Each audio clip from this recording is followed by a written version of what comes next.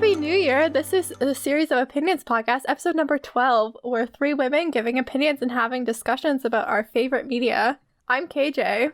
I'm Faith. And I'm Moira. And let's kick off this new year with some fresh recommendations. Who has recommendations this week? I don't have very many, but I do have one. I have been listening a lot to Katie Turner, the singer, and her song Gets Better. It just, has gotten me through the year. And even though it's not, from 2020, it's been, my favorite song of this year that hasn't been from this year, if that makes sense.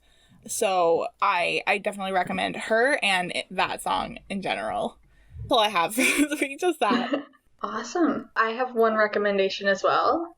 So I'm going to recommend a podcast, which is Moira's recommending a podcast. Yeah. Who are you? Kicking the air off right. Yeah. Yeah, I have a podcast, but I don't listen to podcasts because I'm weird.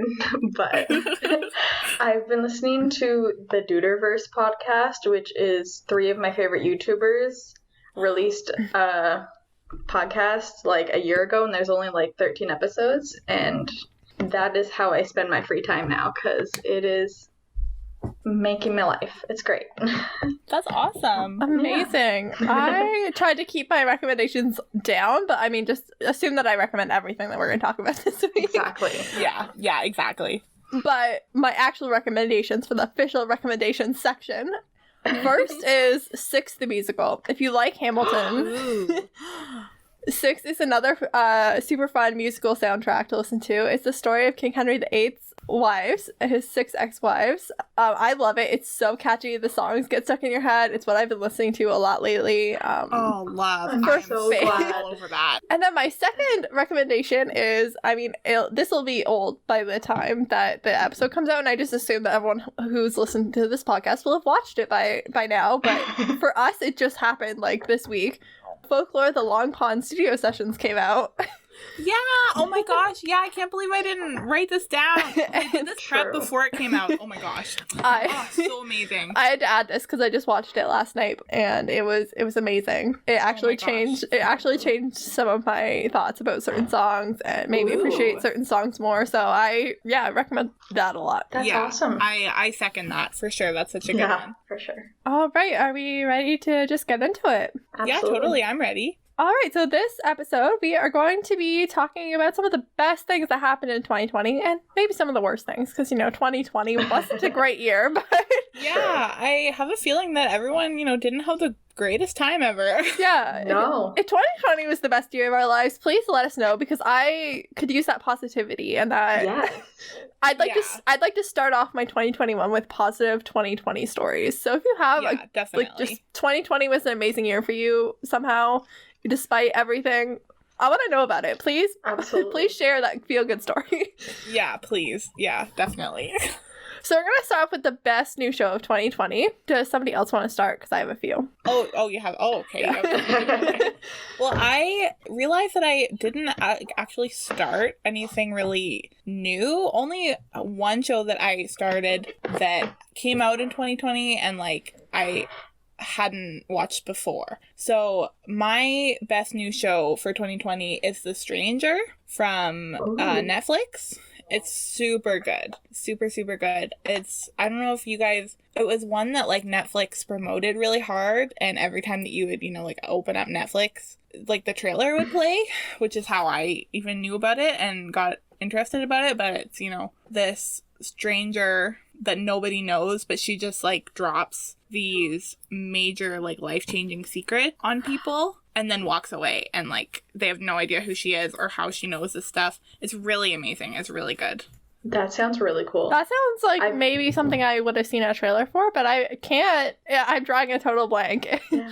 If that's something I saw, then I didn't go through with watching it. It's really good, and it's all British people, which is amazing. Nice. So love accents. So I definitely recommend that. But that's my best new show of 2020. Amazing. Moira, you caught up on all of Grey's Anatomy in 2020, so you didn't have time for anything new. Exactly. That was all I did. Such an accomplishment. Congratulations. Yeah. In January of 2020, Moira had not watched any Grey's Anatomy. Now Moira is caught up. She's watching every week. Yeah, last Christmas break, KJ was just telling me, you have to watch Grey's Anatomy immediately. Do it. And I finally said yes, and it's not even a year later. Yeah. So yeah, totally understandable that you didn't watch anything new because that took a lot of time. That was time consuming. Yes. Yeah. I have 4, and 2 of these are Faith's gonna be mad that she didn't add them to her list. Oh my gosh. I'll start with those ones. So my first 2 are Unsolved Mysteries and I'll Be Gone in the Dark. I don't know if I'll Be Gone in the Dark really counts. It only has 6 episodes, but it's more of a mini-series than a show, really, but so good. Yeah. I second those for sure. Yeah, and just Unsolved Mysteries. If you liked the original Unsolved Mysteries, even if you didn't like the original Unsolved Mysteries and you just like stuff that, doesn't have an answer. Yeah. Yeah. You really have to... Super unsatisfying stuff. You have to prepare to be unsatisfied. Yeah. Because if there was a satisfying answer, it wouldn't be called Unsolved Mysteries. Yeah. You go into it knowing that it's going to be upsetting at the end. Yeah. And then 2 other shows that weren't based in reality that I really enjoyed in 2020 that were new was Snowpiercer on Netflix. Ooh, yeah. I still have to watch that. Yes, I recommended it a bunch when I was watching it, and then I finished it and I stopped recommending it because I wasn't watching it and there hasn't been a new second season yet, but I recommend it, really. It's only got 10 episodes. It's really good. I also recommend the movie that it's based off of as well. The movie's really different from the show. They're based on the same thing, but they're not the same thing. But they're both really good. Mm-hmm. And then the other one, which is one of the top shows I think that came out in 2020, was The Babysitter's Club. It was so good. That's on my list. I want to watch that. Yes, Moira, really that will be right up Moira's alley for sure. I read the books when I was a kid, and the show brought it to life in exactly the way I wanted it, in an updated and really fun way. It was great. That's amazing. Yeah, those are some good ones. Yeah. Those are really good. So we're gonna transition, but not too much, into the best new season. So shows that didn't start in 2020 but had new season in 2020, and the new season was just amazing. Fun. Yeah. I have a few for this. I think one of mine is gonna be Faith's as well. So Moira, do you maybe want to start? For sure. I have 2 new seasons that I want to recommend. The first one is Umbrella Academy, the second season that came out this year, because that was really great, and I loved the new direction that they took, but still keeping Umbrella Academy what it was. The Umbrella Academy is amazing. I cannot wait for season 3. I'm so excited. And I'm going to recommend a season of a show that I have not yet watched that came out 2 days ago as of filming time. Virgin River season 2 just came out. I watched season 1 this year with my mother, and so now I have to wait until Christmas break to watch it. So I'll just have been caught up when the episode's premiering. When you have to hold back to watch it with somebody. Yeah. It's so tempting. But it's really good. I really enjoyed the first season, and I'm very excited for season 2. So fun. Amazing. So I also had the Umbrella Academy. Highly recommend that. I think season 2 was amazing. I mean, season 1 was also amazing. But season 2 had a lot to live up to, and I think they did. They did. And in that same thread, this one's, I imagine, going to be on Faith's list as well, which was a season 2 of Dead to Me. Literally. I have them ranked, to have, my favorite best new season, and Dead to Me season 2 is so good. It was really good. It was so really good. That's an amazing show. I think it's, probably better than the first season, I think. Yeah, it's been a while now. I watched it, all in one go, and yeah I had just kind of finished the first season not too long before that either. It's kind of all blurred together for me now, but it was amazing. Because I watched the first season, and then it was such a long break in between. So and then it's also been a little while since I've watched the second season now too, but I remember at the time, because you already love them, you already really like Jen, and you already are in love with Judy as well. So I mean, it's really amazing because the story is already there and the characters are already there. So Yeah, that was amazing. Faith, did you have any other ones that weren't dead to me? Yes, I have a few. I have the most recent season of Killing Eve is so incredible. I recommend that show to anybody. Sandra Oh is, of course, incredible. One of these days I will get through the first season. Oh my gosh. I can't believe that you started it and didn't just binge the whole thing. I don't know. Maybe that's... Once it captures you, then you you'll be a goner. Maybe I need to binge it harder. Yeah, you have to commit harder. Yeah. But also the girl who plays Villanelle, Jodie Comer, is so incredible. Oh my gosh, and she's beautiful.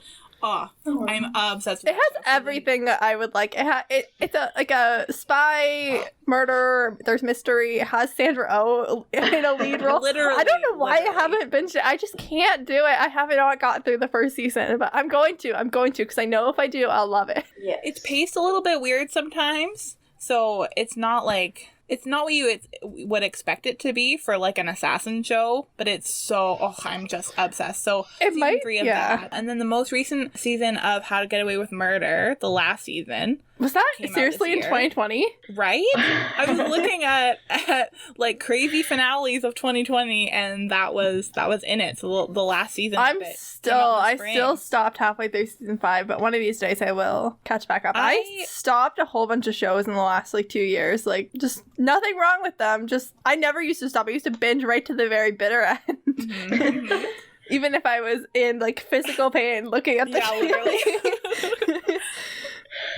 But yeah, you have to get caught up on that as well. I have some feelings about the end. It was. I have a hard time with anything that airs after Grey's Anatomy. Yeah, fair. That isn't part of the Grey's Anatomy universe. Yeah, yeah. Mm-hmm. Because then when you have the season finale, the mid-season finale of Grey's Anatomy, and then you have to do the mid-season finale of How to Get Away with Murder, and you're yeah, but I'm already emotionally ruined by this mid-season finale, and then when it comes back on, you're I just really care about Grace right now. Yeah, literally. I have a hard time. Stop thinking about what just happened. Yeah. I think totally Station 19 was really smart to move their slot to be ahead instead of after. For sure. I think that's really smart for sure. So there's that, and then also Criminal UK. If you guys haven't watched this, I don't know what this is.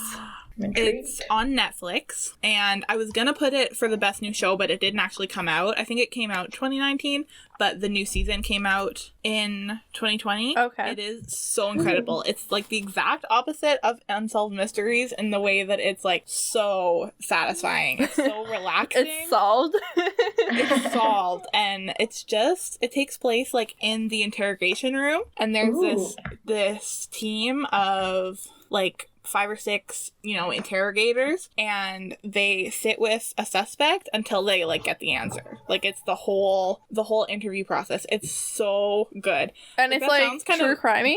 It's real. It's not. No, it's not real. Okay, it's not real. It's but it feels real. But it feels real, and it's so well written and produced. It's so good. It's just, I don't know why it's relaxing to me. It's so satisfying. No, I can see that. It's interesting and suspenseful, but not scary or unsolved, obviously, either. By the end you're gonna get some kind of answer. All right, well, there weren't a lot of these in 2020, but best new movie. I'm excited for this one. I can go first. Yeah, go first. Go first. Sure. So I have 2 new movies that I want to talk about. So the first one is Birds of Prey, which apparently came out this year. That feels forever ago. That was very early. That feels about 10 years ago that came out. I saw it in theaters, and I was sure that it happened in December, but no, it was February. That's fine. But I loved Birds of Prey. I am huge superhero movies, so I was very excited for that, and for Harley Quinn to actually have a real plot line outside of being a character for a man. It was fantastic. Fun, yeah. Amazing. Yeah, we got some wonderful fight scenes with a huge group of girls, and I was very, very excited for it. I really enjoyed it in theaters. And the second one that I want to talk about is Enola Holmes. If you guys have not seen it, watch it immediately. It's in my list. That's what you guys have to do. It's supposed to be like Sherlock's home younger sister. Who, Oh, like, I did not know that was the premise yes. of the movie. Fun. That Yeah, I is haven't the even whole heard thing. of that. I just wrote that down. That's amazing. Yeah, watch it immediately. I need someone to talk to about. Yeah, it's so great, and we get to see her. It's Millie Bobby Brown, Oh, I love her. just being amazing. It's the Oh, first thing love I got her. to see her in, other than Grey's Anatomy, for that one episode. So I was very excited. Okay. That was great. Yeah, that was really good. I have a couple. My first one, of course, is Miss Americana. Right, that Taylor was Swift. this year. True. Oh my Right? god. So many times I had to Google it and be like, that was this year? Was it? But yes, it was. Went to work at the office. Like, I woke up super duper early to watch it, like 6:30, maybe 6, Oh my to gosh. watch it before I had to go to work for 9 a.m. Mhm, mhm. And Yeah. I haven't been to the office since February, so Yeah, I think it was January that it came out. Like, end of yeah, January. it was. So even though, it was in the before times, it was still technically this year. So that's definitely Absolutely. had to be on my list. And then another one that I know technically isn't a movie, but is, the Broadway production. It's a movie. Yeah, it's a movie. Yeah. It Is, counts. of course, Hamilton on Disney Plus. I had Yes. to put, because I'm so not like, Absolutely. don't watch a lot of movies, so these were like the only two I watched all year that weren't like old Disney movies. So, oh my gosh, this year I've just absolutely fallen like head over heels for Hamilton. I'm just I have lost count of how many times I've watched it. I my can't gosh, remember. So great. Somewhere between 6 and 8, I lost count. yeah, same. I think I'm up to like 4 or 5. It's my God. amazing. How am I the one who's watched this the least? Yeah. Oh my god. Yeah, Hamilton was certainly so on my good. list. And then the other movie that was on my list was 1917, which came out in, I think, Ooh. January as well. Uh-huh. It was the last movie that I saw in a movie theater. Oh, And it that is so was sad. gorgeous. It's that one shot, like continuous shot, and like Ooh. the cinematography in it is just beautiful. So well made. It's gorgeous. Yeah. I've seen it. forgot about that I watched movie. it again after with my parents when it was out of theaters. So yeah, so those are the two movies. Yeah, I really recommend those. Okay, fun. So the next thing we're going to talk about is the favorite thing that you watched this year. It doesn't have to be something that was released in 2020, just something you watched for the first time, which, You guys- there was quarantine, so you might have rewatched some You old know. things this year. Yeah. You guys, do you want to take a swing at what I put? I'm going to say something Disney related, but I couldn't be more specific than that. What do I talk about all the time for you guys to watch? Oh, Money Heist? yeah! Oh my god, Money Heist just, so... There you go. so- People who are fans of episode 6, that's the closest you're getting to another guessing game for a while. Yeah, Yeah. for a while. We already decided KJ Yeah. and Moira need an editing break from that. Yeah, that was a rough edit. I love it so much. And that was definitely my favorite thing that I watched this year. Everyone knows what I'm going to talk about already because I watched Grey's Anatomy and Station 19 Oh, of and course. Private Practice for the first time this year. Oh, So, Which was amazing. you're a different person. You're a different human now. yeah. You're one of us. You've crossed that threshold. That's amazing. I also just watched Private Practice for the first time Yeah, this year. I'm- And then I also watched Anne, which I talked about in episode 10. I hope it gets renewed or revived, I guess, because it's been technically canceled. But can hope. it was amazing. And I definitely recommend that one. And then this doesn't really count because I had technically watched it before. But Supernatural, obviously, something I've watched a lot of this year. I started it over this year from the beginning because I had watched the first 12 and a half seasons in like chunks over like a 4 to 6 year period in just bits and pieces, and then I was like, you know what, I'm just gonna go from the beginning. I'm gonna do the whole thing. So was there things that you maybe stopped watching in 2020 even though the show you weren't at the end of the show? I Yeah. have a couple. And just to clarify, one- this doesn't mean the show was bad. It just means that we stopped watching it. Just, it ended for us in Yeah. our brains. Yeah. Yeah. I stopped watching Big Brother about halfway through, which is really, really I'm saying something, 'cause shocked right now. I'm so You love Big I'm Brother. I look forward to it all year. Like, I friggin' love that show. It takes a lot to get me to stop altogether, because I put up, like, they do some crappy things and have some crappy people on there, especially on the That's kind of the point, from what I understand. Yeah. But especially the American one, they have a lot of, like, racist people on there. It's really hard to watch sometimes. That seems like a poor choice, but that's just Right? Yeah, you'd think that it would be a little bit better. The casting for the Canadian Big Brother is way, way better. It's actually something that Canada does, like, 100 times better than America. But that's not what I'm talking about right now. I need to get back on the train tracks. Okay. So this year, Big Brother, this most recent season of Big Brother was so incredibly horrendous. One group of 5, like, quote unquote, like, popular kind of seeming, like, popular kids kind of thing, just got total favoritism by production and just totally, like, just steamrolled the whole game. It was so awful. It was so hard to watch, so I quit. Didn't. I just didn't. It would just make me so mad, even, like, hearing it in the background when my family was watching it. I just couldn't.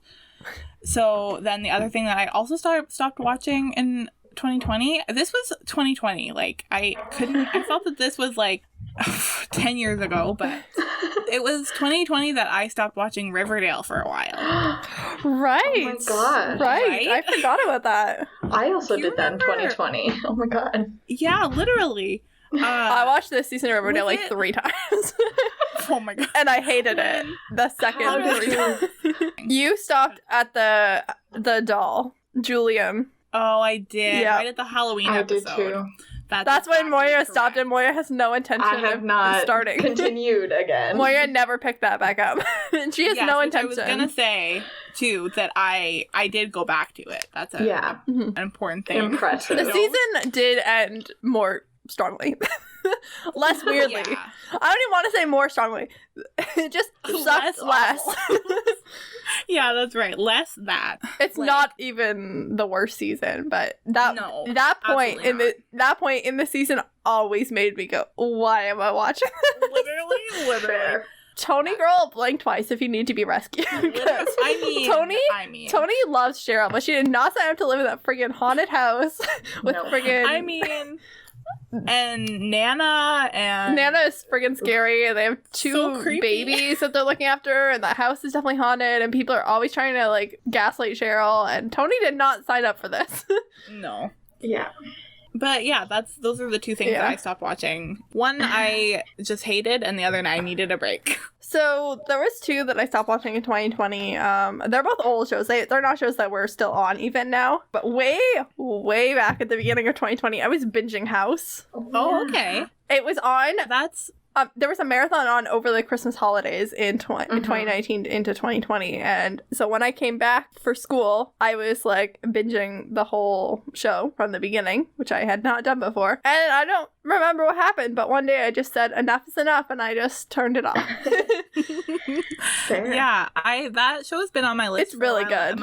My parents watched it way back in the I have to wait now until I finish the One Chicago franchise, because Matt Casey from Chicago Fire is the same actor that plays Dr. Chase in House, and I can't do... Also, can't do both. Yeah, I can't do Matt Casey / Dr. Chase, and I don't even remember what her character's name is, but it's also Jennifer Morrison who plays Emma Swan, and I can't do both them. Oh, yeah. Yeah. And they get together for a while in some of the seasons, so I need some more time of separation between them. Yeah. And then my other one is really old. Like, this show is old, and that's Star Wars: The Clone Wars. Ooh. Because so The Mandalorian came out in like 2019, and I watched part of it, and then I stopped, and then I was like, you know what? Like, I watched Star Wars like when I was a kid, not totally willingly, and I wasn't really that into it. But like, it's kind of like Marvel, where now that I'm like not all like Star Wars is for boys, I don't like this.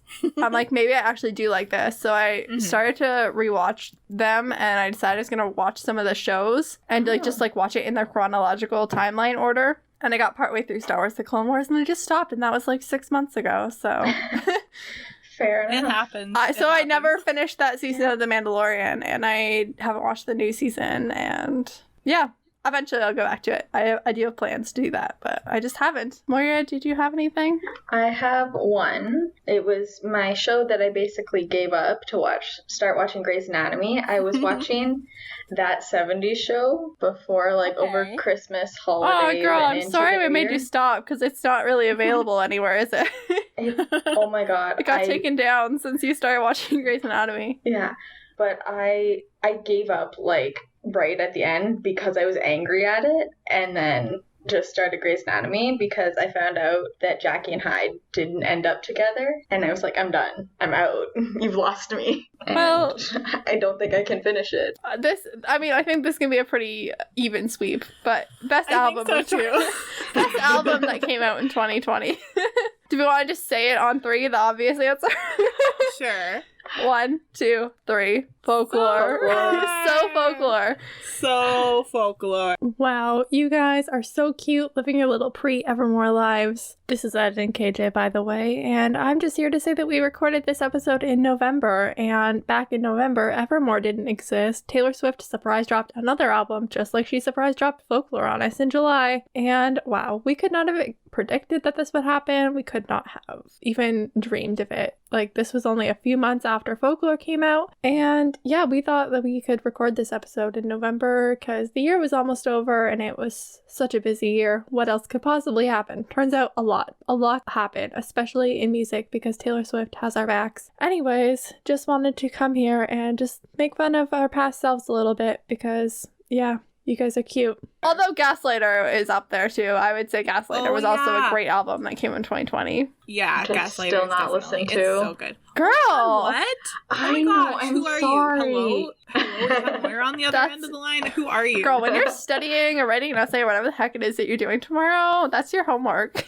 They also have a couple other albums too that I that's in good. 2020. Yeah. Obviously not the number one spot of Folklore, but I also really love Sasha Sloan's new album called Only Child. Right, you had recommended her on an episode, if I remember correctly. Yes, I love her, and her album came out like fairly recently, I think a couple months ago, and I believe it's her first album. So I love her. She has a lot of great songs, definitely on my alley. And then Sarah Kay's album Camera Shy is also really good. Okay. So those are two things for you guys to listen to. But Moira, was there anything else that you wanted to recommend besides Folklore?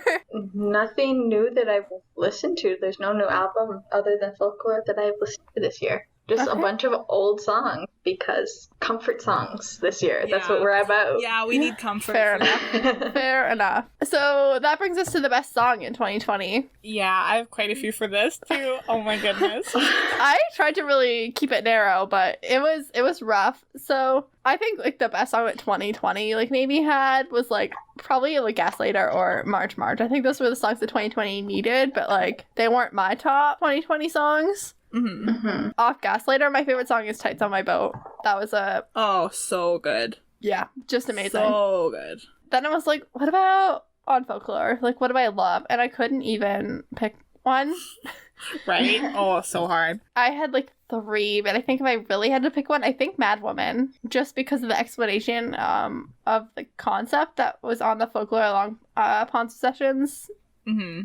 So, totally, which I recommended it at the top of the episode. Like, I think for me that boosted that song to a different place, and like, yeah. But like, Illicit Affairs in Exile would be up there also. Oh, Exile. Oh, that's such a good one too.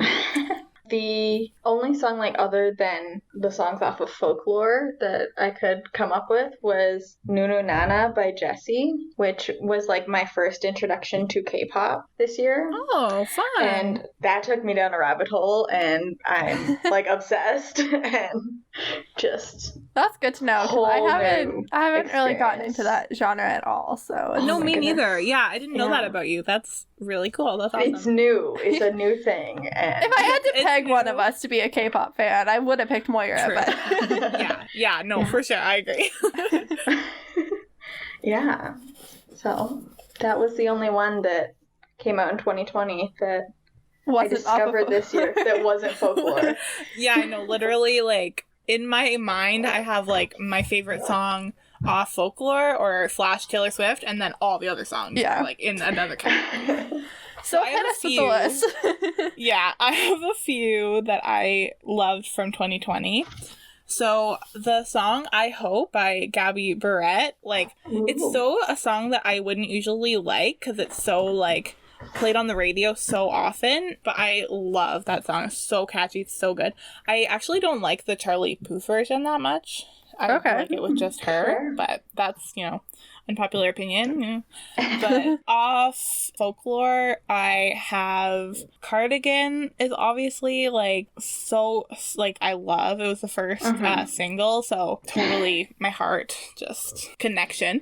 And then of course Illicit Affairs and Mad Woman, love. And then House with No Mirrors by Sasha Sloan, who I mentioned in the last category too. Such a good song. That's like one of my favorite songs of all time now, I think. Wow, that's high praise. I know. I mean, that's out of Taylor Swift, obviously, like I said, separate categories, but totally really up there. I also put Satisfied by like Renee Elise Goldsberry, like from Hamilton, just because I know like obviously it didn't technically come out this year, but for me it's like one of my top songs. And the Hamilton film came out this year, so literally, that's yeah, fair. and I discovered it this year, so it's probably like my top song of 2020. Yeah. I totally listen to it like daily. It's so good. The best thing you did this year, and I want to go first. Okay. Because the best thing I did this year was this podcast, because it was not a year of doing things. I feel like I've been in my room since February, and all the time that's passed since then has gone by like such a blur. Like, it was February, and now it's like, you know, we're approaching February again, and I'm still in my room. Yeah, literally. And this podcast was one of the few meaningful things I feel like I did this year, so it was my favorite thing. That was also like one of the things that I was gonna say. It's so exciting. Totally. I think it's on all of our lists for yeah, for sure. I think it's a really special thing that we decided to do all together, and it's been such a fun like release of creative energy for me that doesn't have anything to do with school, or I do like drawing for my job now, so it's like a non-work related, school related thing. So it's been really, really fun to do. But it's still a job, but it's just like a job that I like. Exactly. Yeah, like totally for me, just like totally purely fun. And it's really fun, and I feel accomplished, and I feel proud of the work that we've put out, and it just it's been really nice, and it's been really cool. I like that really I've gotten to talk more to you guys in the last like 6 months than I have in the last like 4 years. Literally. I know, since I started school, like yeah, because we all are in college now full time and like trying to, you know, make money and live our own lives in different towns, so much harder to do this stuff and talk to each other when we don't all go to the same school every single day of our lives. Yeah, we don't even live in the same city most of the time anymore. Yeah, whereas in high school we used to literally like see each other every day for 6 hours a day. Exactly. And so it's just been really nice that, you know, we've talked like a few times a week, every week since like July. Since we started. Yeah. Now we're going to a new year, and we've got this podcast. And I'm very excited. It was really fulfilling, and I just love you guys. Oh, I love you. This got mushy. Somebody else go. We don't do this often on this podcast, so suck it up. But the best thing I did this year, I have a couple. I put Survived because I think that is something we should all be thankful. Pat ourselves on the back for. Yeah, we made it. We did it. It's gonna be okay. And it's a new year and it's a fresh start. So I mean, really, how much worse could it get, kind of thing, you know? Oh, you say that, but I've been more scared. I've been more scared in the last 3 weeks than I've been in the last 6 months. Super. I love it. At the time of this coming out, I'm currently right in the middle of the thick of it, but when this comes out, I will have drew and sold approximately 88 pet drawings for Christmas. Wow. While being in college full time. Wow. So, no, just in the past since November, beginning of November. Holy crap, girl. So, oh my god. I am barely surviving. You've been saying every week that you booked too many to physically do, but I booked too many. A lot. Girl, you booked a lot. My goodness. I made an error. I've had a lapse in judgment. But you're going to be done by the time this comes out. But I'm going to be finished, and I'm going to be fantastic. happy when it's over. Like, when I have done it, and I'm really pushing myself to do this at the same time of being in college full-time, so I'm barely alive, but I am alive, so that's all that matters. And then I also wanted to, I don't know, just, like, do a therapy shout-out that I started therapy this year. Yay! In October, so that's a fun thing, and I think the therapy is really awesome, and everybody needs it, whether you have like low levels of mental health struggles or high levels. I think everybody should do it, so I think that was a great thing I did this year. I think so too. All right, Moira, tell us what you did this year. That was amazing. Yeah, your best thing. The first thing, like, other than the podcast, over the summer and, like, through most of quarantine, I worked 2 jobs, which I'm pretty proud of, that I was able to, like, keep some mental stability while doing that. And we started recording the podcast at the same time. Moira worked 2 jobs and launched a podcast with us. Yeah.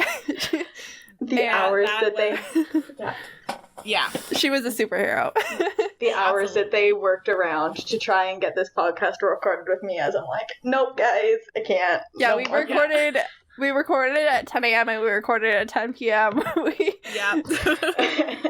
We recorded it on Tuesdays and we recorded on weekends. Yeah. Because one of those jobs you had to work 12-hour shifts, right? Yeah, I had one that had 12-hour shifts, which was fun. I really enjoyed it. And I plan to do it again. Oh, good. Like, I thought that was sarcastic. No. At first, I thought you were, that's awesome. No, I actually really enjoyed it. That's great. Really good. The other thing I'm, like, excited that I did was the Hamilton, like, social distancing party that was an amazing night. That was have to really do fun. it again now that I'm actually on the wagon. I've joined. Yes, as soon as it's like nice again out and we can set the projector back up outside, we definitely need to do that. Absolutely, because that was so much fun. And I got to see like 4 or 5, I don't remember how many people were there, but I think it was 4 of us. 4 or 4. It wasn't a lot. It was quarantine and we were outdoors, but it was a really great night Moira put together. Yeah, I have so much regret that I didn't go. You have to do that again. Yeah, for sure. I don't remember why I couldn't, but I didn't. That was one of the only like really, really fun things I did this summer. Like, yeah, exactly. That was my entire summer. Like that one summer. day. Yeah, and even that didn't really feel normal because like we were like. You know, it was fun to be outside, but like we were also kind of stuck outside. Yeah, you can't go into my house, guys, but come visit. But it was really good. This is probably going to be like somewhat similar, but like the most challenging thing that you got through this year. I mean, everybody collectively has been through some hard things this year. It's been a rough year collectively. Yeah, I think the pandemic just in general is kind of a through thread for everybody. Mm-hmm. Absolutely. I hope this doesn't like come off the wrong way, but like what I wanted to say was that the most challenging thing like that happened to me was like the whole Black Lives Matter situation really, really affected me this year, and not in the way of like I'm a white person and I'm so affected. Obviously, this doesn't affect me, and I recognize my privilege, but I mean that in the way that I had such a like I feel so much more awake, and the craziness of George Floyd dying and being murdered and everything happening with the police and just that whole movement this year, I feel as a privileged young like cisgendered white woman from a really small sheltered town, it really, really shook me, like, it was like an awakening. Totally an awakening this year for me, and I had a period where I was just so angry at the world. But yeah, it was coming in the middle of a pandemic. We're like, okay, we already have so many things to deal with. Why have we not solved this in 300 years? Yeah, exactly. Like it just really, it really affected me on a deep level, seeing how awful things were and are for Black people in this world and in America and Canada and North America. It's really awful, and Yeah, I think that's an experience that a lot of white people had, and to an extent, me as well. And I consider myself to be someone who is pretty, on the up and up with social justice issues. It's something I do keep up on. Black Lives Matter, Trans Lives Matter, all those things are things that I study them because I'm in criminology, and like those. Different divides in society are important to that, but also just, in general, that's something I care a lot about. And even still, like, I feel like I learned a lot this year. There was a lot to learn. Absolutely. Yeah, I wanted to come across, not that I was like racist before. I was obviously aware of racism and against racism, obviously, but this year just really awoke me in a different way and awoke this anger in me for Black people that for sure that wasn't there before. Yeah, and I think there was very much a sense of like, for even, for white people who were like kind of aware, but like didn't really know what to do. Yeah. I think that like with the protesters, like okay, like we still should be letting the people who are the most affected by this have the floor. We should elevate those people, but like that, by elevating those people, that's something we can do. By elevating those people and showing up to protest and stuff like that's an actual action that we can take. Yeah. And not just be angry about it, but actually like, okay, here's finally something that I understand. Yeah, I think absolutely. And it shouldn't be on the community to have, to have this like awful thing happen. Like George Floyd, Breonna Taylor still hasn't had justice done for her. Any of the others, like these are still happening. Yeah, like the walls of my privileged lives kind of got broken a little bit, which I think is really, good. It's but really I can see why that's a challenge as well. Yeah, I wanted to put it somewhere. I thought that I know. Obviously, like this is gonna be a long episode, but I think it's an important thing to like bring up as far as this year goes, because even like I'm someone who, from the time I was born, I'm like authority is like love authority, respect authority. If you have authority, do whatever you say. Like totally, if they have authority, they know what they're doing. But I think part of it for me too was like seeing that obviously, police aren't always in the right. Like, of course, there are good police officers, but there are some that... institution of policing, it can be problematic. Exactly. Needs to be changed. And, respecting, obviously, the fact that I'm not Black and will never understand the awful stuff that they have to go through. That was still a challenging part of this year for me, but for the better, I think.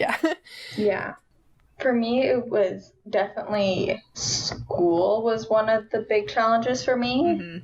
And learning how to do online school, because I specifically never did it in high school. I never did anything online because I hated it.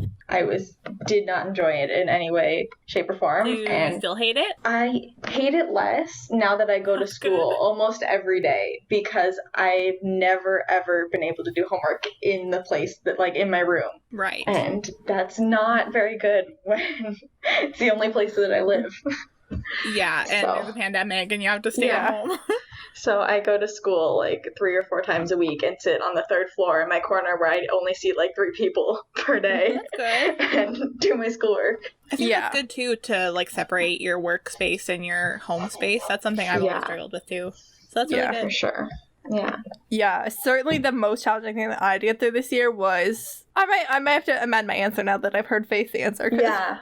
Just other than that. I think that one you can just all... We can share that one. I think that was a good one for all of us, But also, like, I work this job, basically, and then I also work part-time, and then I'm also a full-time student, and I'm doing all of that from home. I'm never really leaving my room, and I have never been great at like balancing different areas of my life. Like I go all in on one and then all in on the next one, and then like I don't balance it well. I love my room, so it's not like I am a homebody, so I don't really mind that I can't go anywhere. There was nowhere I was really going, but there is also a limit on how much you can spend in one space, no matter how much of a homebody you are. And I've definitely had a difficulty striking that balance between working and relaxing and podcasting and school time. I'm a big procrastinator unless I really check it. So like maintaining my responsibilities as a functioning adult have been difficult in 2020, but I'm hoping that in 2021 I will do better at it. And to kind of piggyback a little bit on Faith, I had a similar experience with the Trans Lives Matter movement. which is something I've always been supportive of. But I started following a few different accounts, and, you know, obviously the J.K. Rowling stuff happened, and Yeah. I don't even really want to talk about it anymore this time of night. Yeah. But that was really hard for me. I took down all of my Harry Potter posters, and I put all my merch away. Like, I don't wear it anymore. Like, I'm like, okay, maybe in a few years I'll feel better about this, but honestly right now it just makes me feel sad and horrible, and I just don't want to do it right now. So I've just put that whole chapter away for a while, and I'm just so I really enjoyed the new accounts that I follow on Twitter that have some really great information about what rights trans people have in different parts of the world and what issues they're facing, and learning from them and supporting them, and just seeing them, you know, honestly just live their normal lives. Yeah, you'll have to send me a couple of those accounts. Because there's some really, really great ones. And, you know, obviously those accounts tweet about other things as well that I'm also interested in. You know, I knew about and I was supportive of, but it was the same thing. I wasn't super educated, and I just, like, feel like I educated myself a lot more this year, and that made me feel good. But then I also had this whole, like, I broke up with Harry Potter, which was a long time love, and it hurt a little bit, but I mean, it hurt a lot, to be honest. But I also felt better. I was like, oh, this wasn't healthy. Like betrayal almost of like, this person wrote something that you're so in love with, but you just, like, can't. And now I'm like, okay, like, and it also felt like a bit of, like, a coming to my adulthood a little bit too as well, because, like, this is the thing that I loved when I was a child, and now I'm able to look at it critically and say that it was problematic, and that I don't want to define so much of my identity around loving it anymore. And, like, you know, I'm into my 20s, like, solidly now. I say solidly, but, like, barely. But I was gonna say you're only, like, a couple months older than me, so but okay. It was hard, but I feel like I grew from it. And, you know, obviously that's nowhere near the struggle that, you know, people of color or trans people or people of religious minorities face every day. Like, I'm so privileged to be living the life that I have, and, you know, not be discriminated against on any of those attributes. But I just felt like, that was some growing that I did this year. I think that's really good. That was a really good answer. It was worded really well. Thanks. So this is the best book that you read this year. It doesn't have to be a book that came out this year, but, you know, just something you read this year. You guys, I have bad news. I didn't read a single book this year. A single book? Well, hopefully you can get some recommendations for 2021. Okay, I've got my pen out. I will not click. I will not click it, but you guys go ahead. Yes, for the listeners, we've officially banned pens from recording, but none of Faith's pens have clicky ends, so she's the only one allowed to have a pen. The only one allowed to have a pen. I had a couple because I do audiobooks, so that's how I'm able to get through books. Yeah, I have to renew my Audible subscription because my book department is lacking. So I had this first one. I'm gonna say I'm not even done yet, but it's one that I told everyone I listened to a few episodes ago. So the first one is The Ballad of Songbirds and Snakes by Suzanne Collins, which is that Hunger Games prequel we talked about a few episodes ago. Oh my god, I can't believe I didn't read that this year. I'm such a fraud. Add it to your list for 2021 because it's pretty good so far. I'm really excited to finish it. That's awesome. And then two that I actually did finish this year were both true crimey. So the first one was The Killer Across the Table by John Douglas, which is basically what Mindhunter is based off of, Faith. Like, it's that guy, and it talks a lot. It's kind of like there's an actual book called Mindhunter that, like, Mindhunter is based off of, but, like, this is also what Mindhunter is based off of. Wow. This is one of his other books, and it's really good. And it's kind of divided into different sections, and it's really good. Definitely mature content, though. Yeah. And then the other one is Chase Darkness with Me by Billy Jensen, which was probably one of the best books that I read this year. That's awesome. I mean, I had Billy read it to me through Audible because he reads his own audiobook because he just has a gorgeous voice and he has a podcast. So podcasters who write books get to read their own shit. Yeah. But it was so good. I loved that idea of, like, crowdsourced crime solving, which is, like, what Billy and Paul Holes' podcast is about. But, like, this is like such a good what he was doing first, how he got started, how that connected him to Michelle and the Golden State Killer and all that. Like, and just, it's really interesting. And, like, he writes about the night that he found out that the Golden State Killer had been arrested, and it's just, like, chills. Ooh, I love that. Because All Beyond the Dark ends before that happens. Right. Before he gets caught. But this is, like, he was finishing this book while they were on tour for that book. And so, like, he wrote, like, that it happened. So, yeah. Hey, it's Ed and KJ here to set myself straight because I forgot that the best book that I read in 2020 was The Hate You Give by Angie Thomas. It is such a good book, and especially with this conversation that we have about Black Lives Matter in this episode, this book came at just the perfect time. I read it in February, which is Black History Month. That wasn't why I read it in February. It had just been kicking around in my to be read pile for so long, and I finally had a few minutes in February over reading week to read it, and it is just amazing. It's this beautifully written book about this girl star who witnesses her best friend from childhood being fatally shot in a police shooting, and it is just gorgeously written, and there's a really good movie about it as well if you are more into movies. Obviously, I think the book has some things that the movie just couldn't capture. You know, certain things just don't translate well on screen, and certain scenes just didn't make the cut because it has to be cut to a certain length. But overall, just really good. I recommend both the book and the movie. They're really good. Can't believe I forgot about them when we were recording this episode. Moira, did you read any books this year? I know you had a really busy year, so... Yeah. Didn't read a ton, gotta say, because I don't listen to audiobooks, so I have to sit down and physically look at a book. That's why I switched to audiobooks so much. Yeah. Don't have that kind of time. But I'm reading a book for my women's studies class called 10,000 Roses, The Making of the Feminist Revolution, which is Canadian feminist history. Ooh. Which I needed in my life, because it's not just based on America, which is what you learn about mostly when you start to learn about the history of feminism. It was like Canadian specific, which was really exciting. That's nice. And yeah, I didn't finish it all, even though it's from a course, because readings are hard for courses. And I have to give it back soon because I only rented it, and now I need a copy of it for myself. Yeah. That sounds good. A good one. Yeah. I like that. I can see why that would be the best thing that you read this year. Yeah. The other book that I read that I really like was Don't Judge a Girl by Her Cover by Ali Carter, which is like the third book in a series that I used to read a ton as a child. It's the Gallagher Girl series, which I don't think that I've read those, but the name Ali Carter sounds familiar. Mm-hmm. It's like this spy school, like for girls, that like they do this, and I got into it like that really sounds really fun. It's that sounds great. for like 12-year-olds, but I read it when I was like 15 or 16, and I've read this entire series twice, and like some random books here and there a couple times over, and I reread the one that I own this year. Amazing. Again, and it was great. All right, let's get into podcasts. The best podcast of the year, other than ours, because you know ours is great this year. Of course. I feel like I already know what Faith's going to recommend, but maybe she'll surprise me.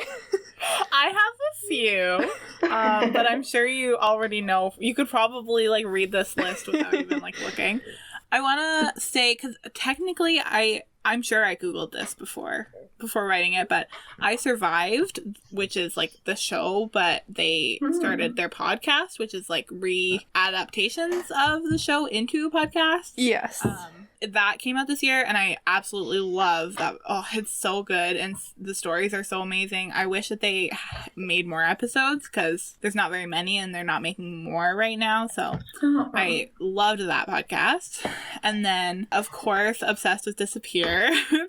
They started this year, so obviously I totally best podcast of the year, I think, for me. Okay. That totally takes my number one. And then True Crime Obsessed. I discovered them this year. Yeah. Like, just started them. So totally binged every episode. Absolutely obsessed. I think it's really hard for me to pick between Obsessed with Disappeared and True Crime Obsessed. So I just went. I guess for best podcast of the year, like maybe just go Obsessed with Disappear because it just started this year. Yeah. Yeah, I agree. So that was really amazing. I love podcasts so much. All my time is taken up by podcasts. And then I also listen to Do You Need a Ride a lot. Have you listened to that one, KJ? Yeah, not too many, but I'd say I probably listened to like half a dozen episodes at least. Yeah, it's really good. I really enjoy it. Yeah, with Chris Fairbanks and My Favorite Murders, Karen Kilgariff. Absolutely so good. It's so something that like when I don't want to hear a bummer story or something heavy, like, and I just need to like space out and like laugh about stupid stuff. It's so funny. I love it. And then of course like I finally got caught up on My Favorite Murder this year. Amazing. Well. I got, because when I started True Crime Obsessed, I totally dropped MFM and listened to every episode in the regular feed and the Patreon feed of TCO. So that's amazing. So I got really behind on MFM, but I'm officially back caught up, and so I wanted to put them on my list as well. Moira, did you have a best podcast of the year? As I said before, don't listen to a ton of podcasts. Mm-hmm. Yeah. Which you should change for 2021. That's a goal, for sure. We will supply with endless recommendations. Oh, absolutely. Oh, I don't doubt it, because there's just so many. But I am gonna, shout out the Above 20 podcast, which is done by a girl who grew up in the same area that we did. She has her own podcast. Okay. Yeah, it's really good. She talks about different things. She has a different guest on each week. Ooh, that sounds fun. That sounds really nice. It's really nice. And Above 20, on, done by Apple? Kathleen Barr. I don't know if it's on Apple. I have Spotify. What about you, KJ? I mean, obviously, Obsessive Disappeared was great this year. Obviously. It was new. It was good. It was exactly what we needed. Totally. But something I listened to a lot was an American podcast. It used to be called Coronavirus Daily, but it's now been renamed. Consider this. It's an NPR podcast. Okay. So it kind of covers the full spectrum. And initially, I think they started in March or April was when they started putting out episodes, and they put out new episodes every day, Monday to Friday. Oh, wow. I think they're usually between 10 and 20 minutes. Usually 12 to 15 minutes was most of them. And it's just a little update on what the situation was and what political coronavirus updates were happening. What's this research on? Okay, let's talk to an expert from here. Let's talk to a doctor who works in this city. Let's talk to someone who what's the deal with masks? Do they work? Do they not? What's the study saying? And what will school look like when they didn't know how school was gonna look in the fall? They're okay, here you just did a study on how closely college students have contact with each other. What will school look like? How can school reopen? And it was just little digestible segments every day, just of what's going on and what the situation is and what could potentially happen. And then then they renamed themselves to Consider This from NPR so they could branch out a bit more, but they do still keep up obviously on COVID because it's a major factor in everybody's lives right now, regardless of what you do. If you're a politician, if you're a doctor, if you're something else, that's if you're an educator, obviously it's still majorly an impact on everybody's life. So just a few minutes every day of what's going on, what are experts saying, interviews with experts, this is what's happening. So I don't know, some people don't want to talk about it, they don't want to hear about COVID, and that's totally fine, but I'm not one of those people. I want to know what's going on. Yeah, I think that's really good because Yeah, you obviously want to stay up to date with what's going on, but also the news can be a little bit much sometimes. So we kind of talked about this, but maybe people had other ones on the list. So best podcast that you discovered this year, maybe wasn't new. Faith kind of said hers already. Yeah. So my two, I think, best podcasts I discovered this year, I've definitely recommended at least the first one, but I think both of these before. One was Beach Too Sandy, Water Too Wet. Yes, that is on my list for sure. It's really good. And then the other one is Hello from the Magic Tavern, which is really good. Oh yeah, that one you recommended probably early on, and I think I haven't really recommended it since, but it's really good. It's not going to be for everybody. Mm-hmm. Sometimes they get a little bit heavy-handed with the sexual jokes or the okay. Or that's good. That's a good warning. Yeah. And if either of you try it and you don't like it, I won't be offended. I get it. Okay. There's times where I'm like, am I listening to this? Do I find this funny? But I do. But I really like it. And then I guess the other thing was if there was a specific episode you guys really enjoyed this year of a podcast, just one that really stood out. Don't have anything. Okay, so that's fine. I'm just gonna. I know KJ's probably listened to at least one of these two episodes that I'm going to recommend, but anybody who's listening to this, you have to listen to these two episodes because they're made my life better. So, MFM Minisode 193. I don't want to spoil it, but there's a story in there that I actually had to take out my headphones and back away from my desk because I was laughing. Amazing. So that makes me happy. So, and that's not something I usually, like, I obviously, like, laugh out loud at some of my podcasts, but I never, like, that actually took me out of what I was doing. It was so funny. So, everybody listen to that. It'll make your life better. And Obsessed with Disappeared, episode 25, where Patrick's Cookie Monster voice makes its first appearance. That did make my life better. Right? That made my life so much better. So those were 2 episodes this year that just, like, absolutely improved my quality of life. I mean, for me, it's a toss-up between Cookie Monster and whenever we first met Sharon Vagabonds, Ellen's alter ego. I like it when Sharon and Ellen are, like, both there, quote unquote. Like, where it's her, like, Ellen's speaking and then Sharon's way in the background. Oh my god, I love it. Yeah. Sharon, this is my podcast. Moira, you have to listen to these podcasts. Just yeah, so I know you don't understand. you don't like true crime, but you will like Obsessed with Disappeared. I promise you. They're so hilarious that, oh my gosh. Mine is it's a series of episodes, but they're like interrelated to one another. Oh, love it. It's episodes 122, 123, 124, and 125 of the Potterless podcast. So 122 to 125. And they're the Potterless coverage of Harry Potter and the Cursed Child. Ooh. And Nice. Mike is just amazing to begin with, but his I'm so done with this attitude made me feel so validated. Potterless is one of the few Harry Potter things that I didn't give up this year. Right. And it's because he's been so vocal about the fact that the series is problematic, and he's been so, like, supportive and, like, has been, like, really redirecting the less problematic elements and, like, calling out the more problematic elements, you know, of the story, and of J.K. Rowling just being a nightmare person. And yeah. so it's one of the few Harry Potter things that I'm still actively engaging in, and just, like, I hate Cursed Child so much out of everything Right. Harry Potter related. Out of all the non-technically problematic things about Harry Potter, like, just story-wise, it's the worst. And yeah, I just felt really validated that he also didn't enjoy it. People's Sexiest Man Alive just came out. Oh, who is that? I am so under a rock. Michael B. Jordan. Valid. Okay. And so I just want to know who else you might have nominated this year. Wow. I will open it up and say that we can vote just Sexiest Person Alive, because, you know, Sexiest Man sometimes just doesn't cover it. So Right. if you wanted to nominate a woman, that would be okay. I have a few suggestions if you want me to go first while you all think about it. Go ahead. Yeah. My number one first person that I thought to add was Justin Baldoni. Most people would probably recognize him from Jane the Virgin. He plays Raphael. Yeah. Man, that man is just hot. Oh, goodness. wow. I just gave it a goose. Yeah. Wow. And, like, he's really he looks good with short hair. He looks good with long hair. He looks really good with glasses. Just all of the above. We can never get super famous because I cannot stand if he ever hears me say that. But and then, like, Saoirse Ronan, like, just Ooh, give her all of the awards, and, like, every single one. she looks so good in everything. And then also Robert Sheehan from the Umbrella Academy that plays Klaus. Yeah.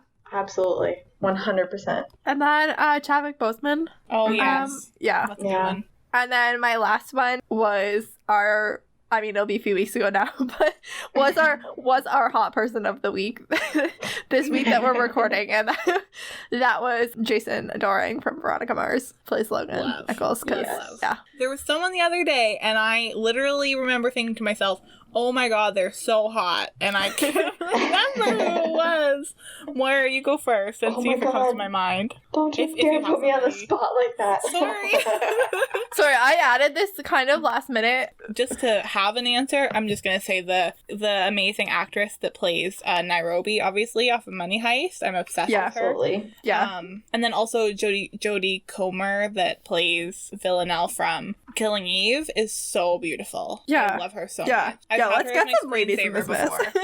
Yeah, sexiest woman alive. Well, I mean, that's a little bit, that might be problematic, but. I mean, so is Sexiest Man. Yeah. Let's just be honest. Nominating someone to be the sexiest person alive every year is probably a little bit objectifying. It's a little bit problematic. Regardless of gender. So I found too that I'm literally scrolling through the people I follow on Instagram right now. I know, literally. Jordan Fisher came up on there, and yeah, gorgeous human. Yeah. and then Haley Kayoko came up at the same time, and Yeah. beautiful. She's beautiful too. Oh my goodness. Yeah. 100%. I forgot that Jordan Fisher existed, but now that I've just looked at him again, and I totally recognize him from a lot of things. Yeah. A dork and adorable Well, and a and he's musical just theater so- and the beautiful tattoos that I'm obsessed with. So Just- good at everything, and just Yeah. so amazing in general. Okay, maybe we should move on, because Sure. Move on quickly. this is getting embarrassing for all of us. A skill that you're glad that you learned this year. Do you want to go first? Yeah, I'd love to go first. Obviously, Yeah. editing. I mean, I somewhat learned how to edit like 2 years ago, and I decided to do this podcast and then didn't do this podcast. Now that we're like, this is episode 12, so, I have learned editing. I mean, we've had We're doing it. You're doing it. As our equipment improves, we've had some equipment upgrades already since we started. Yeah. Things have improved and made editing easier, but also I've just learned how to do it a lot more, and I've learned more tips and tricks on things, so that's been great. I totally thought that this was a skill I already had, but it turns out I did not. I was really annoyed that I had to take this course. I'm a fourth year university student, and we had taken honor seminar in professional development, and I was like, I'm gonna hate this. It's gonna be so dumb. Like, I've done resumes and cover letters and job interviews and everything before, but it turns out I actually did not know what I was doing when it comes to how to write a resume and a cover letter, and I feel like I really honed that skill this semester. That's great. Awesome. I love that. There were a couple things this year that I learned this semester. I'm taking motion graphics class. So it's like That learning sounds how to very use After fancy. Effects. Yeah. It sounds, I was so intimidated by it, but the teacher is like less than 10 years older than I am, so he's amazing. Oh. And it's basically just like simple animations. So like, the lower thirds that come up in documentaries and then also like coming up on whatever TV channel, those kinds of things are what I'm like, that's going to be my final project this year, is making that kind of thing. That's So like cool. animations like that. So I'm learning how to do that. So that's really been fun, and it's a really, really fun class. Amazing. That's so cool. Really- Then just in general, this year I really forced myself to like, last year as a first year like graphic design student, I really just didn't take enough time with my projects, and I ended up at the end of the year wasn't proud of a single thing that I made. So I think that this year I learned to take more time designing things rather than just like trying to get the project done just to be done. And so I've made some things that I'm actually proud of this year. So That's so nice. and I got good grades and everything, and I obviously like passed and finished it and worked my butt off. Yeah, like nothing you do is bad, but like, you just Thank you. But yeah, as far as like my own, yeah, you just like, you didn't feel like view you of put it, in yeah. as much effort as you could have. Exactly. Like Yeah. I didn't keep going until I liked it. I just went until it was finished. Yeah, I think that's Fair. maybe why, like, even though we don't always have like great audio quality or whatever, like I always feel proud at the end of the episode, like when we put it out, because like I know that like we've put everything, we put it all out there on the table. Yeah, exactly. Yeah. Exactly. Yeah, so I think that was a really important skill that I Yeah, needed that's to learn this year. amazing. That's really great. So for me, the first thing is editing. I've started just barely learning how to edit Yay! recently, so that's been fun. I'm actually really enjoying it. I'm excited to learn more of that. Editing KJ is so glad to have the help. I'm glad that you've learned it and that you think that it's a valuable thing to have learned. Also, my essays have gotten significantly better since like first year, which I'm kind of proud of because that's all I do because I'm a history major. I read a bunch of primary sources and secondary sources Moira and then does- I write about them. Moira, I swear, has written more essays this semester than I've written in my full 3.5 years of university. Wow. Ooh. Yeah, our programs are so different. But they've improved and they're still getting better. Yeah, even I'm though- I'm glad that you're getting Uh-huh. better and better at writing since you have to do so many. Yeah, Yeah. I'm still only in second That's year. I awesome. still have to do it for a little while. As well, I learned how to feed myself this year, which has Love been that. super helpful. Because Yeah, food is last, important. Last year I lived in a dorm, so I ate chicken fingers and fries from the cafeteria every day. Wow, you're speaking to my soul. you But, just called you know. me right out. But yeah, nutrition, Yeah. that's a good skill for Oh, sure. I have a fridge and an oven, so like I have to make things for myself, and I Yeah. haven't gotten scurvy or anything yet because I've actually remembered to eat vegetables sometimes. Every once in a while, just make sure you throw one in. Yeah. That was great. That's amazing. Yay! Look at us, we're adults. Yeah. So the next thing I talk about is something that we discovered this year that maybe other people have been into for a while, but it brought us joy even though we were late. For me, it's probably the One Chicago franchise. Okay, fun. Yeah, I'm super late to that, but have you started? You haven't gotten to Med yet? Yeah, I'm done season 1 of Med. Yay! Yeah, one thing that brought me joy. I mean, there was other things obviously that brought me joy this year, but one thing that I was late to the party to. Well, I'm the queen of being late to the party. So my thing that I discovered this year that brought me a lot of joy was, of course, Hamilton. And then, of course, because of that, then I have been getting into like other Broadway soundtrack. Dear Evan Hansen, I've been listening to a lot. Broadway soundtracks in general this year have brought me a lot of joy. And then also re-listening to The Great Comet, which we saw in New York. I'm so sad that I didn't go on that trip. Oh my gosh, it's re-listening to that. Just Broadway soundtracks in general have really brought me a lot of joy this year, even though, like, particularly Hamilton, I am late to the party on. Where? I'll give you guys one guess. Grey's Anatomy. Literally. Grey's Anatomy. I like how KJ started this episode was like, no more guessing games. And we've done more guessing in this episode than any other episode besides that one. Literally. Yeah. No, that's the only thing I watched this year. Yeah. That was a big commitment, guys. It was a commitment, and you did it, and we're so proud of you, and we're so glad that we can talk to you about everything. And literally. I don't have to worry about spoilers anymore. Yeah, every week we can scream at you about it. All right, and then this next one is going to come with zero judgment. So did you have a resolution last New Year's, and if so, did you keep it up, and for how long? Well, I'll just jump in and say, no, I didn't have a New Year's resolution. I wrote down a few, like, ideas, but I was gonna do, like, a journal page about it and make it all pretty. And for some reason, I just put it off, and then it got to March, and the whole world fell apart, and I never even made the list. That's fair. I mean, things fell apart so quickly. Yeah. So quickly. Yeah, it was a mess of a year. The world fell apart, so I didn't have a New Year's resolution. That's fair. Moira? I did not have any this year because, like, I guess I decided last year that I was like, I don't believe in them because I never accomplished them. So I just didn't make any. That's fair. That's a reasonable decision to make. I think that something I personally, part of the reason I struggle so much to like, you know, organize my life is that I do procrastinate, and then I say, okay, tomorrow I'm gonna do all of these amazing things, and I set the bar too high. And I think that I think everybody does that with New Year's resolutions. Absolutely. And I just do it all the time, so yeah, like putting too much expectations on like a fresh start kind of thing. Yeah, and like you just I'm like, okay, like I didn't do anything today, so tomorrow I'm gonna do 3 weeks worth of work in one day, and there's no way it's impossible to accomplish that, clearly, because it's 3 weeks worth of stuff, and a day still only has 24 hours in it. But at least when you make a resolution for a year is still going to be 365 or 366 days, no matter what you do to it. So I did have a resolution last New Year's, and that was to go outside and exercise more and eat better. That's funny. Yeah. Yeah, I didn't keep it up for any amount of time, but it really, really fell apart, especially eating. For me, I really had planned to eat better. A doctor recommended that I follow some specific dietary things that I did not follow this year. I don't believe in dieting to lose weight or anything like that. I don't think diets work for things like that. No. But, you know, I do think, you know, I ordered out like a few times a week for a while this year, and that's not healthy for anybody. So, and we all know it. We all know that that's not controversial.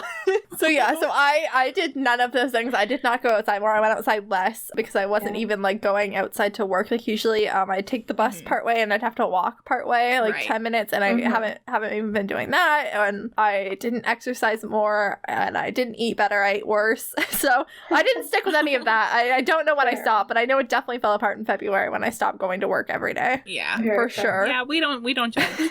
We're not judging. And on that note, are you going to be making resolutions or, some aspirations for life in 2021? Something, the listeners can hear us say that we accomplish next year when we're doing this episode. Yeah, say it out loud and on the record. Yeah. Yeah, but obviously no judgment. Future us for not doing these things. I'm sure something happened and you couldn't. We're busy. I want to, in 2021, I put in quotes, like, quote unquote, finish my portfolio / like get it to a point where I love like everything in my portfolio, which kind of goes hand in hand with what I said earlier, that like I'm just now starting to like learn how to do art and design that I'm actually like proud of. So I really want to work on that and develop my portfolio so that when I graduate, like I have actual things that I'm proud of to show people. Awesome. And then my sleep schedule is so horrendous. And I think that I expect myself to be a night owl and also a morning person, which is just you can't do both. You need to sleep. It's physically impossible to be both. So in the new year, I want to figure that myself out. into a schedule, where I can get up. I think I'd like to get up earlier, and so then and then go to bed. Actually, have nights. Yeah. That's fair. Not have to stay up till 3 a.m. working. Yeah, and then expect myself to get up at 7 a.m. That's just simply not working. Yeah, that's not enough sleep Very for a smart. human body. Moira, anything that you want to maybe somewhat pseudo commit to? I want to get more hobbies. 'Cause More I have hobbies, no okay. hobbies. Oh yeah, I that's just such a good one. like go to school, and now I have a podcast, which is my hobby / job. But yeah, I have no hobbies. where I Listeners. just like sit down. and- Listeners, hit Moira up with what hobbies you have, because maybe something Literally. will strike her interest. Please. And People ask me what my hobbies are. I'm like, what's then- a hobby? Moira, you have to Oh my like. gosh, I relate so much. Like literally whenever, you're introducing yourself and they say, well, like, what do you do for fun? I literally go to school and work and then go to sleep. And then I mean- wake up and then I work some more. The two I things don't that do you anything really for fun. enjoy doing, which are watching TV and art, you've made businesses out of, so. Yeah. Right. Exactly. So my hobbies have morphed into work. So even though I enjoy my work, it's also still work. So Yeah. I have no hobbies as well. So that's a really good one, Moira. Yeah, that's great. What about you? I'm gonna just hit the refresh button on my failed 2020 resolution Absolutely. and give 2021 a fresh start, Yeah. Show my body Absolutely. some love by going outside, getting some vitamin D, eating some actual meals. Yeah, and I think I'll just feel better about, I think part of the other things that I struggle with my life, with focusing and time management, I think will be better if I actually just, got the blood flowing for 30 Yeah, minutes a day like you're supposed to. And, I didn't spend my whole day in this chair between my two desks. I have a podcast and school desk, and I have a work from home desk, and my chair slides back and forth between the two. And so I just sit in my chair and I just slide my chair back and forth. I joined an app that has me doing 7 minutes workouts every morning. So Oh, that's it's nice. a little commitment, but also I've moved before 8 a.m. That's kind of and nice. It just gets good. me out. I have never been a morning person, but I know that if you work at it hard enough, you can force yourself to become a morning person, and I think I need to do that because I'm not I've a night always person been a morning person either. I can't do night. Sometimes I am always been. editing at 1 a.m, but I'm not if I do that, then I cannot. I'll stay in bed till 1 p.m. and that's not sustainable.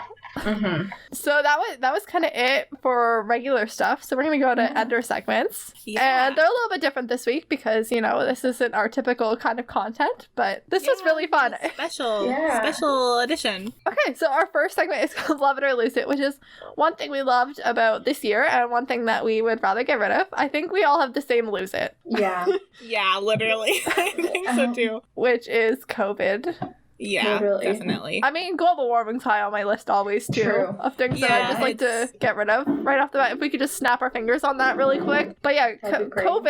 COVID really wreaked havoc on 2020, and that was horrible. And so many people definitely have lost their lives or are permanently or long-term going to be feeling the effects from having it, or their family situation's really been affected, and it's just their parents or or family members, or if you have family members that are in nursing homes, you know, you can't go visit them, and that's really hard on everybody. And it's just been this horrible thing that we can't see it. We just live a little bit in fear of it, and people say you can't be afraid of it all the time, but you know what, I am, so that's just how we are. And it sucked. I think we can all agree that it sucked. And we can hope that 2021 will be seeing the end of it, but I don't think that'll necessarily be the case entirely. But hopefully at least be better in 2021. 2021, we're hoping for you. I guess I should give a love it as well, because, you know. Yeah. Yes. And so my first love it is obviously this podcast. Of course. I concur. Yeah. Okay. And I have a second love it, which I'm nervous about. I don't need to be nervous about it, but I am feeling a little bit nervous about it. So I'm just gonna say it, and then So I did a lot of deep thinking in 2020 about myself. You know, I had a lot of time by myself. Okay. And, you know, thinking about who I was as a person and what I wanted out of life. And I wasn't sure I was going to do this even, like, this morning. But I just decided I'm just going to do it because I only want to do it one time. And this podcast being broadcast to the internet is the perfect place to just have to do it one time. I mean, I'll probably have to do this again with, like, family and stuff over the holidays. But I just wanted to come out as bisexual on the podcast because I don't want to make a big deal about it. It's not, you know, something I don't know. It's not private, but, like, I don't know. It just feels like a lot to explain all the time. I'm so proud of you, and I love you. I'm so proud of you for doing that on this podcast. Yeah, and I wasn't sure if I was going to do it on the podcast or not, but I just decided that that's just, I mean, I'll have to do a separate thing with like my family before the episode comes out, but like... Yeah. I'm so proud of you, and I love you. The idea of having to do it a whole bunch of times just seemed terrible, so I'm just like, what if I could just do it and then it's just upload it on the internet, and then we just don't have to deal with it anymore. I love you. Thank you. I love you too. That's fantastic. You should have gone last. Are you serious? My stuff is so unimportant. Is that all you wanted to say? Yeah, that was it. Okay. That was a big one. I was like, oh, maybe I should have shuck up the category orders. Like, as the words were coming out of my mouth, I'm like, yeah, maybe I should have done, like, maybe I should have been like, we're doing Love It or Lose It last this week. But no, we just went for it. We just went for it. Absolutely, that's fantastic. It doesn't need to be a big thing, so it doesn't need to be last. It's... Hey, it's Ed and KJ, and I just wanted to clarify a few things. I understand that some people might not be happy that I didn't talk to them directly about what I just talked about here. That's okay. And I also understand that there's going to be some people who this would not be their ideal way of doing this whole thing. That's okay too. This is just what was right for me, so this is how I did it. And everybody should be able to make the decision to talk about themselves and any aspect of their life, whether that's their sexuality or identity or anything else really. You should be able to decide if and when you talk about it and how you talk about it, and that's okay. And this is how I wanted to talk about it with me, so this is what we did. And I'm so glad that Faith and Moya were so supportive, and everyone else is, I'm sure, going to be equally supportive when this episode comes out. And Happy New Year, guys. Yeah, so I liked that you did lose it first, because then, like, obviously, like, end on a positive note, which maybe we should do regularly. I really like that. Maybe it'll be lose it or love it now, from now on. But yeah, of course, lose it was COVID. And then also my younger sister, missed her graduation / prom / like going to college, like first year of college kind of experience. So did my brother, and it was terrible. Yes, and your brother as well. So that was really... That's another thing. If I could snap my fingers and she could safely have had all that, I would definitely do that. And then my love it, I have a couple. Of course, the Folklore album coming out so soon after Lover, and like such short notice. She said in the day that it came out, she said that afternoon, like, I'm dropping an album tonight. Like, it was unbelievable. So that whole situation was so love it for me this year. Again, we never could have predicted that Evermore would just be dropped on us like this. In this exact same way that Folklore was. We were fools to think that we could record this episode in November. Like, Taylor wouldn't just flip everything we do upside down. And then kind of what we were talking about before, the Black Lives Matter movement, I think, was a love it for me as well. Yeah, that's amazing. Yeah. Those were both great. Fantastic. Moira, tell us what you loved. We just assume that you lose it was COVID unless Yeah. something else horrible Yeah. happens to you that we don't know about. No, that's worse than the pandemic. Just COVID for me is my lose it, and my love it was just finding ways to regularly communicate with people this Yes, year and yes. making that a specific thing, because like both of you, I just didn't talk to as much as I would have liked to until we started the podcast. And as well, like my best friend and I, like Morgan, we got much better at communicating over like social media or like texting, because we were very much we make she's a not a plan and texter. do in-person things. We weren't people who like talked on social media. It's like in person. So Yeah, I I'm know. better at that this year because I miss Yeah, that's people. a really good one. Yeah, I know. As weird as it does sound, I feel like, like my family, we do a weekly Zoom call now, and we've been doing it pretty much since this started, and like we didn't have anything like that before. So I've seen, Mhm. even though I haven't seen them in person for any of the holidays that we've had or anything like that, this is our New Year's episode, so I imagine we didn't do anything for New Year's either. Yeah. But I still have seen them, in some ways a lot more, because every week I talk to them, which I didn't before. So that's actually been kind of nice. And then obviously, yeah, like with the podcast, I've talked to you guys way more, and just Yeah. a few other people I've talked to, not regularly, but like often enough that we sometimes go months without talking to them. Yeah. And it's not that I didn't want to talk to them or hear from them. It's just that we've had to adapt so much in how we communicate with people that it's in some ways become easier to communicate with people we don't see all the time. Yeah, for totally. sure. Like this, like Zoom stuff and all that kind of like online communication, I think has become this like more of a norm. Yeah, So Yeah, everyone's for sure. more comfortable doing that. Amazing jobs all around. So randomized rankings. So usually we choose 5 mainish characters at random and rank them, but I think we're just gonna pick maybe our top 5. If you don't have 5, that's okay. Favorite moments from this year, and I can go first if you want. A lot Sure, of them go ahead. we've already mentioned, so I won't talk too much about Yeah. them. My first one was watching Miss Americana, the Taylor Swift documentary, for the first time. Love. And it really does feel like this was a lifetime ago, because this was January 31st, and like Mhm. it was a different world that we were living in It in, was. in January. True. Especially here, COVID didn't start here until like early to mid-February. January 31st was like, oh, have you heard about that COVID thing that's happening over there? It was not Yeah. here.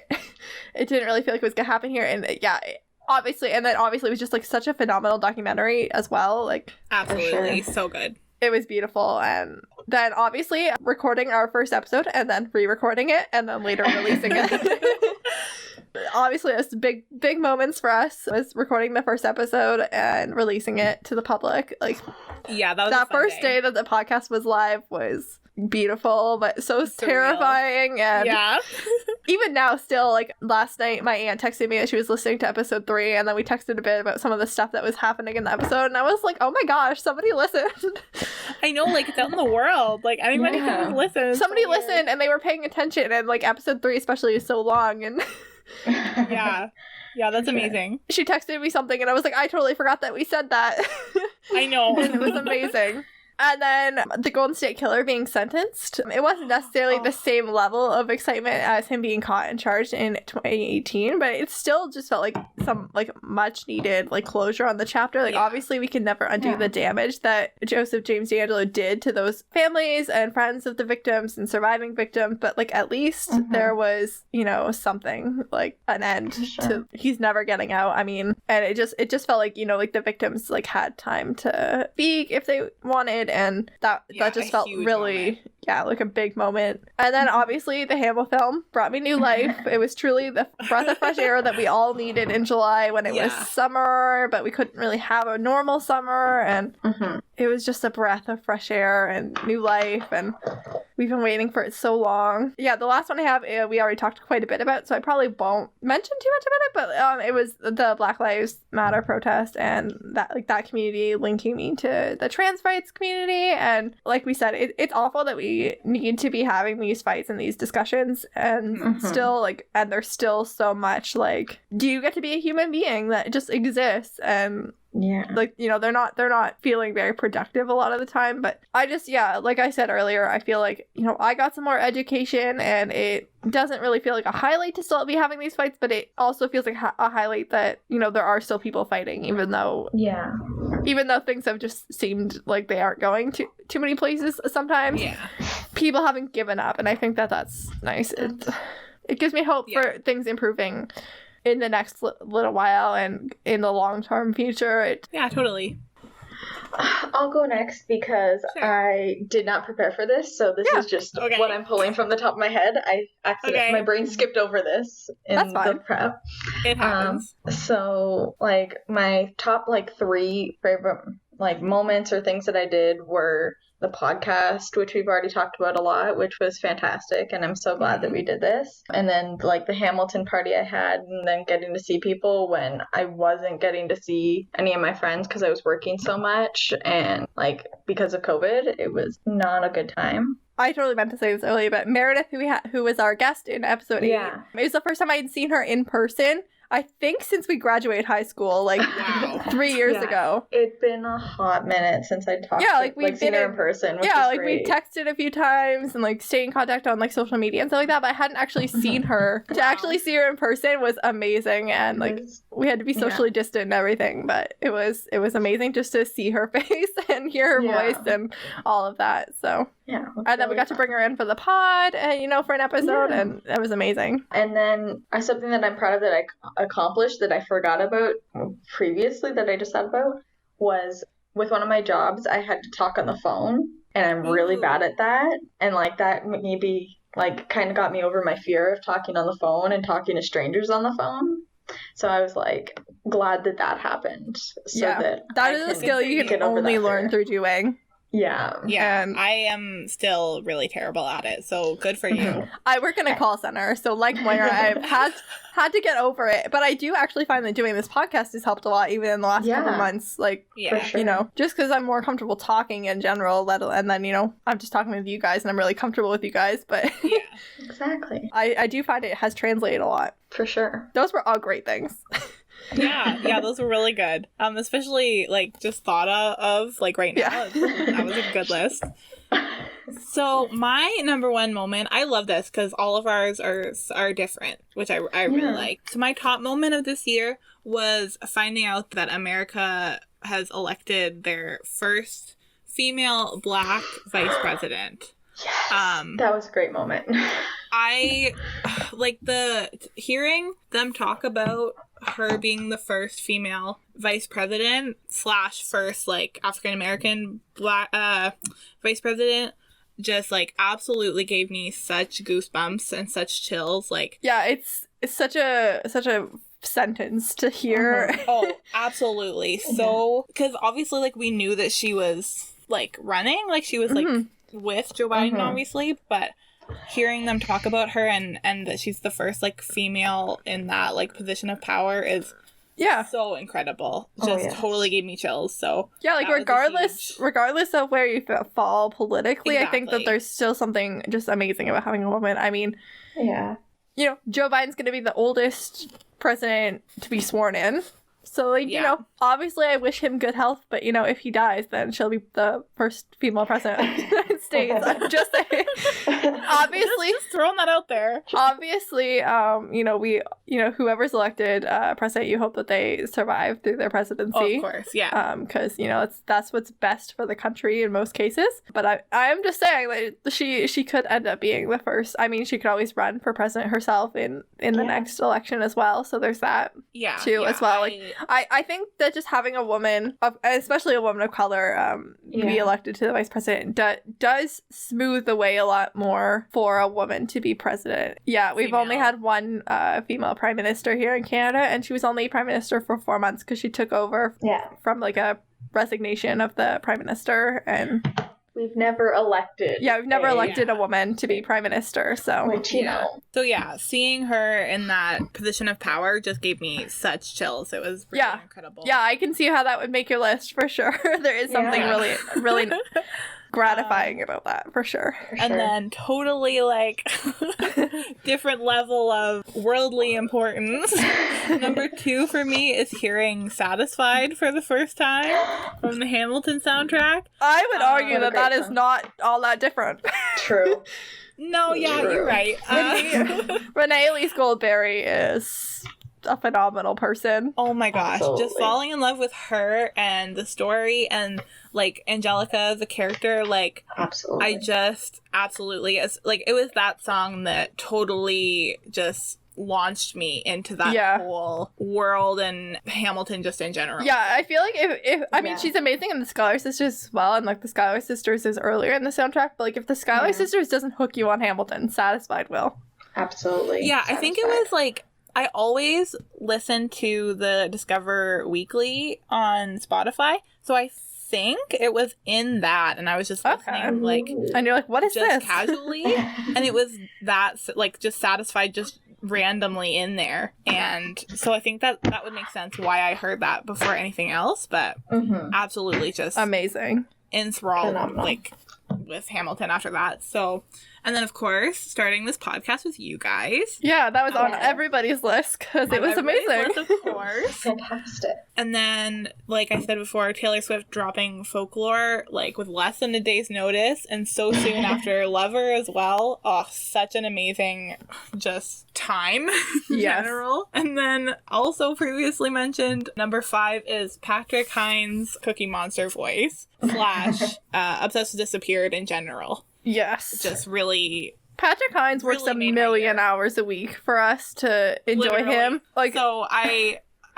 put him on my list. yeah, he deserves to be there. He puts out an episode of Disappeared, plus Friday Night Live, 2 regular feed episodes, and 1 Patreon episode of True Crime Obsessed every single week.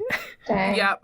At a minimum, and that's assuming that he doesn't have to do anything on any of the other Obsessed Network podcasts. Mm-hmm. And, you know, there's no other promotional stuff happening, and there's no, Yeah. Patrick so- Hines is just the We hardest appreciate- working person, Totally. and we really appreciate everything that he's done. He's hilarious and funny, and he has brought a lot of Yeah. light to this year. Absolutely. Him and Ellen and Jillian all have, like, made my year so much better. And also Made shout my out to life Steve better. and Daisy, Patrick's husband and daughter, because like, Yes. 'Cause I they're a big part of that too. really enjoy watching them exist on Instagram. All right, so the next one is I would name my kid that, which is the best baby names inspired by whatever media. And this year we went with like top names of the year or like favorite celebrity baby names of the year. Again, kind of going with the theme of, like, my love for Hamilton this year. I love the name Eliza. That's so cute. Absolutely. So that's a really super cute name. And then I put Allison in there, like Taylor Swift's middle name, kind of. Oh, that's cute. I I don't like know it. why I thought of that when I was making this list, but I guess that's a nice name. I like that name a lot. And then I was looking up, like, which celebrities had babies this year. Yes. And Sasha Petersa had a boy and named him Hendrix. Oh, I really- knew that she had the baby. I missed the name somehow. I That's know, really right? cute. Yeah, Awesome. it's such a cute name. I love that name. And then Leah Michelle also had a baby. Oh my And I goodness. don't know why I didn't write down the gender. I believe it was a boy, but sorry if that's incorrect. And named them Ever Leo. Like Ever. That's so cute. I love that so. I love the name Ever. What a cute Mhm. name. That is really I cute. love it. And I don't think I've ever seen that name before. No. So I pretty much just did like celebrities that had babies this year and picked out some of the names I liked. Top of my list, Rupert Grint and Georgia Groom had a baby. Yeah. And they named her Wednesday, which is one of my Oh, favorite I names. love. I love the Addams Family, and I love the Wednesday character in the Addams Family. She's probably my favorite member of the Addams Family. So Such an awesome name. I love it. yeah, I love that, and I didn't know that you could get away with naming your kid that in real life, but now that I know that you can, it's on my list. Absolutely. I mean, I'm not Rupert Grint, I guess, but you know what? He did it, so Yeah, so it's on the table. maybe it's on the table. Cameron Diaz and Benji Madden had a baby this year as well. Oh. I also didn't write down the gender, but that's okay because I really like gender neutral names. So a lot of the names that I like and pick happen to be gender neutral. And they Mhm. named their baby Radix, which I Ooh, thought like was that. really cute and different. That's cool. Mm-hmm. And then Melissa Roch, I don't know if I said that correctly. She plays Bernadette in Big Bang Theory, if you aren't Aw. recognizing the name. Uh-huh. She named her baby Brooks, which I love. Oh, I That's like cute. that. Yeah. And so that was all I had. I just picked 3. Celebrities had babies, and they didn't name their babies the most outrageous things. So Yeah. there were some cute Yeah, names in there. Just unique enough, not Yeah. too outrageous. For me, I went and looked through the top 2020 names for this Okay. year, and Okay, I fun. found like a girl and a boy name that I liked, and I had Aaliyah, which I think is such a cute name. That is Aw. I really like that. And I also had the name Maverick. I love I name love I the love name that Maverick as name. well. That's cute. That's so good. And like by the time we have kids, they might not be the most popular names anymore, so Exactly. they'll be safe to use again. That is the danger of going off the list, is that your kid's going to be in a class with a bunch of other kids with the same name because it was the most True. popular name of the year that they Yeah, that's a were good born. point. All right, so that was our episode for this week. You've been listening to the Series of Opinions podcast. Let us know what you thought about this week's episode. If you had resolutions that you kept up with this year or didn't keep up with, or, you know, ones that you're going to be putting in place in this new year, because it is a new year. It is the first when you guys are hearing this. Mm-hmm. This episode's going to drop right on the new year at midnight on the 1st, so we're excited about that. Leave us a review. That really helps us out, or get in contact with us on social media just to let us know what you think. Our email is seriesofopinionspod@gmail.com. You can find us at Series of Opinions Pod on Tumblr and Instagram, and at Series of Opinion on Twitter with no S. And you can find me at Life Messes of KJ on everything. You can find me at Miss Faith Ann across everything, and at Faith Ann Art for all of my art-related things. And you can find me at Moira_Frisk on everything. And starting next week, we're going to be doing a new series of episodes where we pick a show that the other two haven't seen, and we all watch one episode. So Moira, you picked the first one, so what are we going to be talking about next week? We are going to be discussing the first 2 episodes of the One Day at a Time 2017 reboot. Yeah, so Faith and I haven't watched that, and we're very excited to Yeah. and potentially get locked into a new obsession. So I really yeah, hope so. super exciting. yeah. It's going to be a fun few next episodes to record for sure. Yeah. So if you have seen that and you really like it, or you've never seen it, you know, just watch the first 2 episodes and you'll be able to follow along with what we're Yeah. doing. Exactly. This episode was written, produced, and recorded by us. It was edited by me, editing KJ, and our logo is by Faith Ebert, who you can find her art stuff at Faith Ann Art. And we'll be back next week. Bye. Yeah, Happy New Bye. Year. Happy New Year. Happy New Year.